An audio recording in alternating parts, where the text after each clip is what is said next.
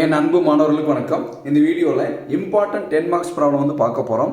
Semester எக்ஸாமில் இதிலிருந்து அடிக்கடி ஒரு கொஸ்டின் நம்மளுக்கு கேட்டே இருப்பாங்க. மிடில் டேர்முங்கிற டாப்பிக்கில் இருந்து பாருங்கள். அக்டோபர் 2007 இந்த கொஸ்டின் வந்து கேட்டிருக்கிறாங்க. கொஸ்டின் பாருங்கள், x by a plus a by x the whole power 12. இதுக்கு வந்து மிடில் டேர்ம் வந்து நமக்கு வந்து கண்டுபிடிச்சு சொல்கிறாங்க.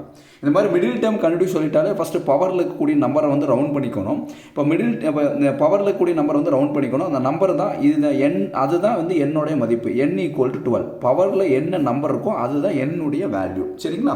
இங்கே பவரில் என்ன இருக்குது, 12 இருக்குங்களா, அதுதான் என்னுடைய வேல்யூ. அப்போ n ஈக்குவல் டு 12. இப்போ மிடில் டேர்ம்னு கேட்டதுனால ஃபஸ்ட்டு மிடில் டேர்மை கண்டுபிடிக்கலாம்.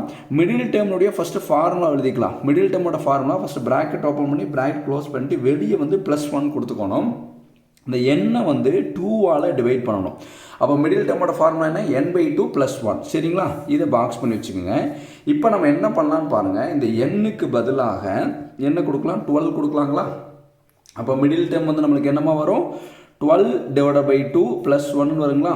12/2 வந்து நம்மளுக்கு என்னமா 6. 6 + 1 வந்து என்ன 7. அப்போ வந்து 7th டேர்முங்கிறத மிடில் டேர்ம். புரியுதுங்களா? இங்கே லெஃப்ட் சைடு என்ன இருக்கு பாருங்கள், மிடில் டேர்ம் இருக்குங்களா? அப்போ middle term equal to 7th term. அப்போ 7th டேர்ம் தான் இந்த ப்ராப்ளத்தில் மிடில் டேர்மாக நம்மளுக்கு வந்திருக்கு. சரிங்களா?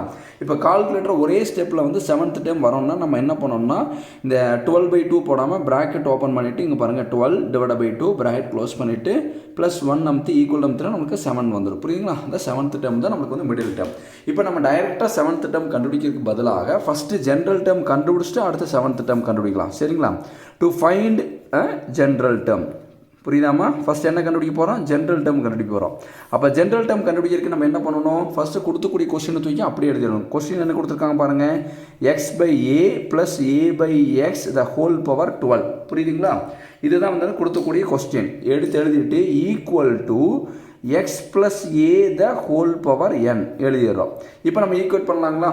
இப்போ எக்ஸ் இருக்கிற இடத்துல என்ன இருக்குது பாருங்கள், எக்ஸ் இருக்கிற இடத்துல ஸ்மால் எக்ஸ் பை ஏ. அப்போ எக்ஸ் இருக்கிற இடத்துல எக்ஸ் பை ஏன்னு எழுதிக்கலாம். எழுதி இதை பாக்ஸ் பண்ணிக்கலாம். அடுத்து ஏ இருக்கிற இடத்துல என்ன இருக்குது பாருங்கள், ஏ இருக்கிற இடத்துல ஏ பை எக்ஸ். அப்போ A equal to A by X எழுதிக்கலாம். அடுத்து n இருக்கிற இடத்துல என்ன இருக்குது பாருங்கள், n இருக்கிற இடத்துல நம்மளுக்கு 12 இருக்குது. அப்போ n-க்கு பதிலாக நம்ம என்ன எழுதிக்கலாம், n-க்கு பதிலாக 12 எழுதிக்கலாம். அப்போ n ஈக்குவல் டு 12. சரிங்களா? இப்போ ஜென்ரல் டேர்மோட ஃபார்முலா எழுதலாங்களா?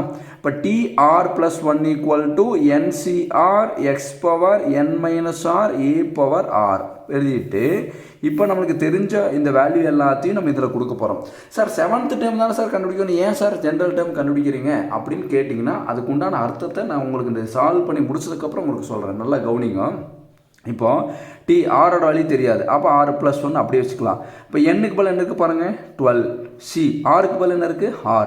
இந்த x-க்கு பதிலாக பாருங்கள் என்ன இருக்குது பாருங்கள், எக்ஸ் பை ஏன்னு இருக்குங்களா? அப்போ x-க்கு பதிலாக எக்ஸ் பை ஏ. அப்போ n-க்கு என்னக்கு இருக்குது பாருங்கள், n-க்கு பதிலாக 12 மைனஸ் r-ஓட வேல்யூ r தான். அடுத்து ஏக்கு பதிலாக நம்ம என்ன எழுதலாம், ஏ பை எக்ஸ்ன்னு எழுதலாம். r-க்கு பதிலாக எழுதிடலாம் r. இப்போ நம்ம என்ன பண்ணணும்னா இங்கே பாருங்கள், இந்த 12CR அப்படி எழுதிக்கலாம். 12CR வந்து அப்படி எழுதிக்கலாம். எழுதிட்டு இது பாருங்கள் எக்ஸ் பை ஏன்னு இருக்குங்களா, நியூமரேட்டரும் இருக்குது டினாமினேட்டர் இருக்குது. அப்போ இந்த 12 - r வந்து நியூமரேட்டருக்கும் சொந்தம் டினாமினேட்டருக்கும் சொந்தம். இப்போ நம்ம என்ன பண்ணோம்னா நியூமரேட்டர் தனியாக பிரிக்கணும், டினாமினேட்டர் தனியாக பிரிக்கணும். அப்போ நியூமரேட்டர் தனியாக பிரித்தா எக்ஸ் பவர் 12 - rன்னு வரும். டிவைடட் பை இங்கே என்ன இருக்குது பாருங்கள், ஏ பவர் 12 - r. இது x power 12 - r divided by a power 12 - r.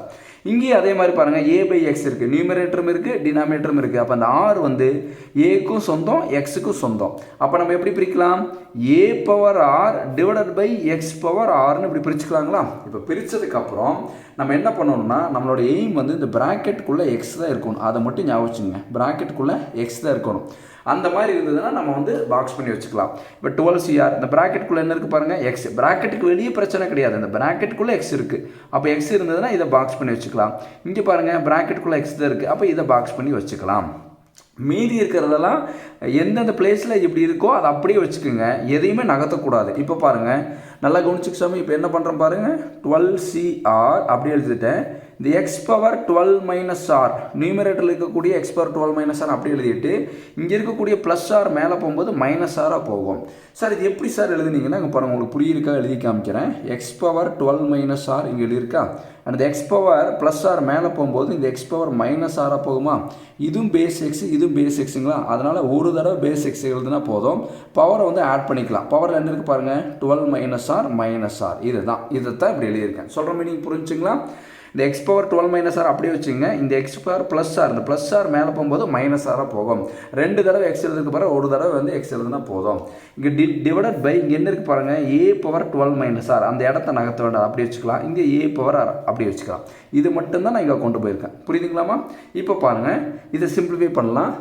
இது சிம்பிளிஃபை பண்ணுறதுக்கு அடுத்த பேஜ் யூஸ் பண்ணிக்கலாம். TR + 1 = என்ன வந்திருக்கு பாருங்க சாமி, 12CR என்ன இருக்குது, 12CR x to the power x power 12 minus 2R 12 minus 2R. எப்படி சார் 12 minus 2R போட்டிங்கன்னா இங்கே பாருங்கள், மைனஸ் ஆர் வந்து மைனஸ் 2R தெரியலையா, கால்குலேட் எடுத்துங்க. ஆருக்கு முன்னாடி என்ன இருக்குது, -1, இந்த ஆருக்கு முன்னாடி என்ன இருக்குது பாருங்கள், -1 அடிச்சிங்கன்னா -2, அப்போ தான் -2R. புரியுதுங்களா? அப்போ 12 minus 2R divided by a power 12 minus R, a power 12 minus R. அடுத்து என்ன இருக்குது பாருங்கள், ஏ பவர் ஆர், இந்த ஏ பவர் ஆர், இந்த ஏ பவர் ஆரை கூட நீங்கள் மேலே கொண்டு போய்க்கலாம். இந்த ஏ பவர் ஆர் -12 minus ஆர், ஏன்னா இதுவும் பேஸ் வந்து ஒரே மாதிரி இருக்குது தானே, அது மேலே கொண்டு போனாலும் கொண்டு போய்க்கலாம், இல்லை இப்படியே வச்சுட்டாலும் உங்களுக்கு வந்து ஆன்சர் கரெக்டு தான். இப்போ TR + 1 = நம்ம என்ன பண்ணலாம், 12CR x power 12 minus 2R. புரியுதாமா? 12 minus 2R divided by a power 12 minus R into a power R. சரிங்களா? இதை வந்து பாக்ஸ் பண்ணிக்கலாம். சரிங்களா? இதை தான் ஈக்குவேஷன் நம்பர் வந்து 1. இதைத்தான் வந்து ஆல்ரெடி இருக்கிறத இன்னொரு தடவை எழுதிட்டேன் நான். சரிங்களா? தெரியாமல் எழுதிட்டேன். நீங்கள் முதலே முன்னாடி இருக்கிறத பாக்ஸ் பண்ணி இது ஈக்குவேஷன் நம்பர் நீங்கள் வந்து 1ன்னு கொடுத்துக்கலாம். சரிங்களா? இப்போ நம்ம கண்டுபிடிக்க வேண்டியது என்ன, ஸ்டெப் 2. இதைத்தான் ரிப்பீட் பண்ணி எழுதிட்டேன். நீங்கள் மேலே இருக்கிறதே பாக்ஸ் பண்ணி ஈக்குவேஷன் நம்பர் 1 எழுதிக்கலாம். இப்போ ஸ்டெப் 2 பாருங்கள். ஸ்டெப் 2 நம்ம என்ன கண்டுபிடிக்கணும், 7th டேர்ம் கண்டுபிடிக்கணுங்களா? அப்போ டு ஃபைண்ட் 7th டேர்ம், 7வது டேர்ம் மட்டும் கண்டுபிடிக்கணும். கரெக்டுங்களா? அப்போ 7th டேர்மும் போது 7th டேர்ம்னா ஃபஸ்ட் நம்ம என்ன பண்ணணும்னா, என்ன டேர்ம் கண்டுபிடிக்க சொல்கிறாங்களோ அதுலேருந்து 1 மைனஸ் பண்ணணும். இங்கே 7th டேர்ம் கண்டுபிடிக்க சொல்கிறாங்க. அப்போ ஆரோட வழி வந்து 7 - 1, ஆர் வந்து 6, ஆர் = 6ன்னு சொல்லி எங்கே கொடுக்கணும்னா ஃபஸ்ட் ஈக்குவேஷனில் கொடுக்கணும். ஃபஸ்ட் ஈக்குவேஷன் எங்கே இருக்குது பாருங்கள், இதுதான் ஜென்ரல் டேர்மில் ஆருக்கு பதிலாக இந்த வேல்யூ கொடுக்க போகிறோம். சரிங்களா? ஆருக்கு இடத்துல நம்ம டிக் பண்ணி வச்சுக்கலாங்களா? இப்போ இங்கே டி ஆருக்கு பதிலாக என்ன கொடுக்கலான்னு பாருங்கள், சொல்லுங்கள் பார்க்கலாம். ஆருக்கு பதிலாக 6, அப்போ என்ன வரும், T6 + 1 = 12C6, ஆருக்கு பதிலாக 6, x பவர் 12 minus 2, இந்த ஆருக்கு பதில் என்ன இருக்குது, 6 into 6 divided by a power 12 minus 6. அடுத்து இங்கே என்ன இருக்குது பாருங்கள், ஏ பவர் 6. புரியுதாமா? ஆருக்கு இடத்துல 6 கொடுக்குறேன், இங்கே ஆருக்கு இடத்துல 6 கொடுக்குறேன். இப்போ டி 6 + 1 வந்து பாருங்கள் 7, அப்போ வந்து 7th டேர்ம் வந்துச்சு பாருங்கள். இப்போ 12C6 அடுத்து எக்ஸ் பவர் கால்குலேட்டர் எடுத்துகிட்டு இதை வந்து சால்வ் பண்ணுங்க பார்க்கலாம். இங்கே என்ன இருக்குது பாருங்கள், 12 minus 2 ப்ராக்கெட் ஓப்பன் பண்ணி 6 ப்ராக்கெட் க்ளோஸ் பண்ணி ஈக்குவல் டம் ஆன்சர் வந்து 0. ஏன் 0 வருதுன்னா இது 12, 2 × 6 வந்து 12, 12 - 12 வந்து என்ன, 0. அப்போ x to the power 0 divided by a power 12 - 6 என்னவா 6. தெரியலையா? கால்குலேட்டரில் 12 - 6ன்னு இப்படி ஆப்ரேட் பண்ணி பார்த்துங்க. 6 இங்கே என்ன இருக்குது, ஏ பவர் 6. இந்த ஏ பவர் 6 அடிச்சு விட்டுலாங்களா? அடிச்சிட்டோம்னா நமக்கு மீதி என்ன வரும் பாருங்கள், T7 = 12C6 x to the power 0. இதுதான் ஆன்சர். இப்படி எழுதினாலும் கரெக்டு, அல்லது ஆன்சர் வந்து T7 = 12C6 மட்டும் எழுதினாலும் கரெக்டு. ஏன்னா எனிதிங் பவர் 0, இப்போ பாருங்கள் x பவர் 0, அப்போ எனிதிங் பவர் 0 வந்து என்ன ஆன்சர் வந்து என்ன 1, அப்போ x to the power 0 வந்து என்ன 1, அப்போ 12C6 × 1 வந்து என்ன 12C6 தான். புரியுதுங்களா? எனிதிங் பவர் 0 வந்து பவரில் 0 இருந்தாவே ஆன்சர் வந்து என்ன 1. புரியுதுங்களா? அப்போ 1 × 12C6 வந்து 12C6. நான் இந்த கொஸ்டின் ஆரம்பத்திலே சொன்னேன்.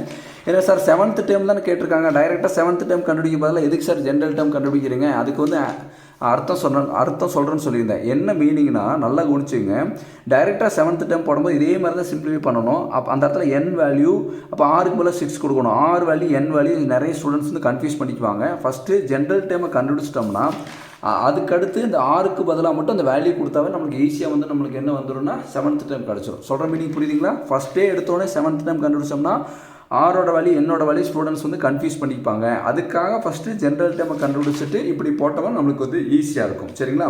இப்போ இதே மாதிரி ஒரு சம் பாருங்கள் உங்களுக்கு கொடுக்குறேன், நல்லா கவனிச்சுங்க. இது ஒரு ஹோம்ஒர்க் ப்ராப்ளமாக வச்சுக்கலாம். இப்போ a/x கொடுத்ததுக்கு பதிலாக இப்போ நம்ம என்ன கொஸ்டின் பார்த்தோம், x/a + a/xன்னு பார்த்தோமா. இப்போ இதுக்கு பதிலாக ஒரு கொஸ்டின் இதே மாதிரி தான் ஏக்கு பதிலாக பின்னு கொடுக்குறேன் பார்க்கலாம். இதை நீங்கள் ஒர்க் அவுட் பண்ணி பாருங்கள். b/x + x/b the whole power 16. இது வேணால் ஹோம்ஒர்க்காக வச்சுக்கோங்க. புரியுதுங்களா? இப்படி b/x + x/b the whole power 16. இது வந்து b, இதுவும் b தான். b/x + x/b the whole power 16. பொறுமையாக பாருங்கள், கண்டிப்பாக வந்து இந்த ப்ராப்ளம் வந்து உங்களுக்கு புரியும். இந்த வீடியோ உங்களுக்கு பிடிச்சிருந்ததுன்னா மறக்காமல் லைக் பண்ணுங்கள், மற்ற நண்பர்களுக்கும் ஷேர் பண்ணி விடுங்க. நம்மளால் முடிஞ்ச உதவியை நம்ம மற்றவங்களுக்கு செய்யலாம். Thank you students.